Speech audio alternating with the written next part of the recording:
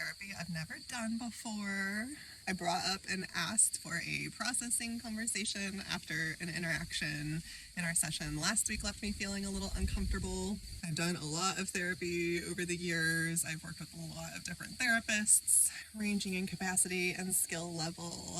And I've had a lot of different feelings about interactions that I've had with therapists. It has always really been challenging for me to figure out what to do with those feelings. Part of people pleasing, part of fawning, part of sort of being raised to self-sacrifice, to keep other people comfortable, is this like chronic fear or avoidance of asserting myself. And I have found this especially to come up in relationships where there's some sort of perceived power imbalance, where the other person I'm interacting with is, within my perception, an authority figure of some kind. I have felt that way about therapists in the past. I can definitely, I wasn't conscious of this then, but where I'm at right now in my healing journey, I can look back and see that I would go into a lot of therapy sessions being worried about being liked or being approved of, because I was putting the therapist subconsciously even in a position of authority over me. Just like I wanted a boss to approve of me or think that I was doing a good job. I recognize that that has come up for me in a therapeutic environment too. And it's meant sometimes that I self-sacrificed to prioritize my therapist's comfort as well. It's meant that at times where a therapist hasn't met my need or has done something that made me feel a certain way, like a negative way, it's meant that I've often been too afraid to bring that into the conversation.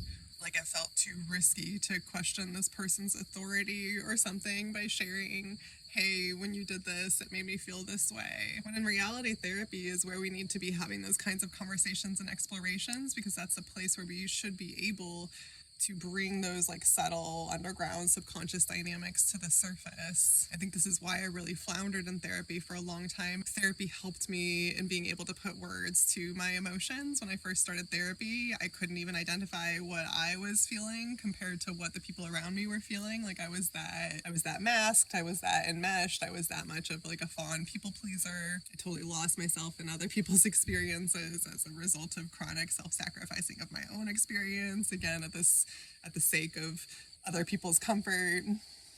So there's been this fear of rocking the boat or offending somebody, or really just of the discomfort that can come with trying to talk about some of these subtle social dynamics. Because I've also experienced trying to bring some of this up with like people I'm in more personal relationship with and had that go wrong, which is again all the more reason why we need to be able to bring these to the light in a therapeutic environment. For example, last week I softly asserted a boundary in therapy, and the person I'm working with still kind of continued to ask about the thing that I hadn't wanted to talk about. And so I didn't clearly stand up for my boundaries. I let my boundaries be crossed in that experience. And historically that's something that would happen in therapy, and I just like wouldn't say anything. And I'm not blaming my past self for not having said anything, because I didn't have the awareness, the insight, the emotional intelligence to be able to even identify that some of those subtle dynamics of me prioritizing their comfort over my own, like I didn't even have a conscious awareness that that was playing out. Now that I am growing in my conscious awareness of my subconscious fawn patterns, now that I am starting to realize like, oh, here's that pattern again where I'm self-sacrificing, where I'm just like jumping out of my own experience, where I'm honestly like hurting myself as a result of trying so hard to go overboard, not to potentially hurt other people, even though other people very often weren't hurt. Now that I'm conscious of the patterns, I can make a different choice. And that's the first process. That's the first step of the change process. That's what I've seen within myself over and over again. When I become aware of these subconscious subtle dynamics I'm playing out, that naturally begins to shift it, because I can naturally start to make choices in a place where previously I had just been running on autopilot. So it felt risky, it felt vulnerable to confront my therapist this week and share that, you know, like I want to talk about this thing that happened in our last session, but I'm feeling really good and proud of myself, and I'm sharing this because I want to encourage all of you to think about this for yourselves as well. the value and benefit of being able to authentically speak our truths, especially within a therapeutic environment. We need to be having these kind of processing conversations. I was able to bring it up gently and just say, hey, I've noticed this pattern where when I'm trying to assert a boundary, it's not coming off clearly to the other person, or I also just kind of like override my own, like I'll gently assert a boundary and then I'll override as that boundary gets overridden and just like let that happen. And we were able to have a really valuable conversation about that. I was able to think about how that has played out in a pattern in other social dynamics and relationships. I was able to gain some increased clarity of how that pattern plays out for me and some of those subtle subconscious dynamics behind it. And again, as I bring more of that to conscious awareness, the easier it's going to get for me to be able to consciously choose to shift it. And I also feel a lot more comfortable with my therapist as a result of that. I walked away from our last session, like this is the biggest reason I want to talk about this, because I walked away from our last session feeling like, oh shoot, like maybe this isn't a good fit and this person didn't know how they made me feel. And like maybe that means that, you know, my work with this person is not going to be effective. And if I didn't have a conversation and go back to what happened, I would continue carrying that kind of an attitude forward about my therapeutic relationship. I wouldn't have the capacity or opportunity to be able to rebuild trust instead, which is what happened as a result of me bringing these things up. So I see this as also just essential to an effective therapeutic environment, because now I know that I can bring up these subtle dynamics and feelings that I have throughout the course of my therapeutic relationship, feelings I have about that therapist, triggers that I have within our sessions. I now know that I have permission to bring that up. I now know that it will be received. I now know that it's something that we can talk about. I now know that this is a therapeutic environment where I can really trust that that kind of feedback will be held and valued.